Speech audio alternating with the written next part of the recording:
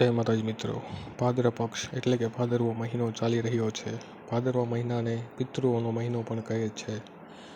પિતૃઓ એટલે કે આપણા સ્વજનો, આપણા પૂર્વજો જેમનું મૃત્યુ થઈ ચૂક્યું છે, તેમની આત્માની શાંતિ અને મોક્ષ માટે આપણે ભાદરવા મહિનાના શ્રાદ્ધ પક્ષમાં પિતૃ તર્પણ અમુક વિધિ તથા શ્રાદ્ધ વિધિ કરતા હોઈએ છીએ. પરંતુ આ શ્રાદ્ધ વિધિમાં કાગડાને શું કામ શ્રાદ્ધ નાખવામાં આવે છે? કાગડાને શું કામ શ્રાદ્ધ પક્ષમાં વધારે મહત્ત્વ અપાય છે, બીજા પક્ષીઓને કેમ નહીં? તો આવો જાણીએ.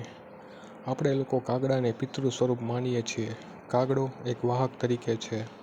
ઋષિમુનિઓના મુજબ કાગ એ બહુ સમજદાર પક્ષી છે. કાગડો વાહક હોવાથી આપણે કરેલ શ્રાદ્ધ આપણા પિતૃઓ સુધી પહોંચતું કરતું હોવાનું મનાય છે. આથી જ આપણે કાગવાસ એમ શબ્દ વાપરીએ છીએ. આપણે કાગડાને શ્રાદ્ધરૂપી જે પણ ખવડાવીએ છીએ તે ભોજન કાગડો આપણા પિતૃ સુધી પહોંચાડે છે, આવી શાસ્ત્રોમાં માન્યતા છે. પુરાણોમાં એવું એક વર્ણન છે કે એક વિદ્વાન હતા, એક વ્યક્તિ હતા કાગભૂષણજી, જે કાગડાના રૂપે હતા, જેમણે કાગભૂષણજી રામાયણ પણ લખી છે. આ કાગભૂષણજી અમર છે અને હજુ પણ જીવિત છે. એવું કહેવાય છે કે કાગભૂષણજીએ અનેકવાર રામાયણ, અનેકવાર મહાભારત થતા જોયા છે. પૃથ્વી પરના દરેક પ્રલય, ઉથલ-પાથલ તેમણે જોઈ છે અને તેમની હાજરી તેમાં હોય છે.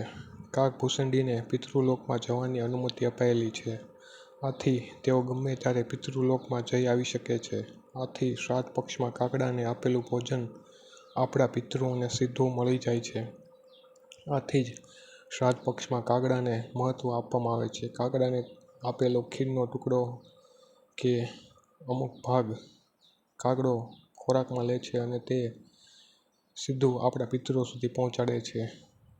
હવે વૈજ્ઞાનિક દૃષ્ટિએ જોઈએ તો ભાદરવા માસના શરદ ઋતુમાં કાગડા અને કાગડીનો સંવહન કાળ હોય છે. કાગડી આ સમયે ગર્ભવતી હોય છે, તેથી તેના શરીરમાં ખૂબ જ ગરમી પેદા થાય છે. આથી આ ગરમીને શાંત કરવા, તેના પેટમાં રહેલ બચ્ચાનો વિકાસ કરવા તેને ચોખા તથા ખીર જેવી ખોરાકની જરૂર પડે છે. શાંત ખોરાક, ઠંડો ખોરાકની જરૂર પડે છે, તેથી તેની ગરમી ઓછી થાય. આથી પણ ભાદરવા માસમાં કાગડાને ખીરરૂપી ભોજન આપવામાં આવે છે, જેથી તેના બચ્ચાને ગરમીથી બચાવી શકાય તથા તેના બાળકનો વિકાસ ખૂબ સારો થાય. આપણે આ એક સચોટ વાત છે. બાકી શ્રદ્ધાના વિષયોમાં કોઈ ખોટ કાઢવી નહીં અને હંમેશા શ્રદ્ધાના ભરોસે, વિશ્વાસના ભરોસે આપણે રહેવું જોઈએ.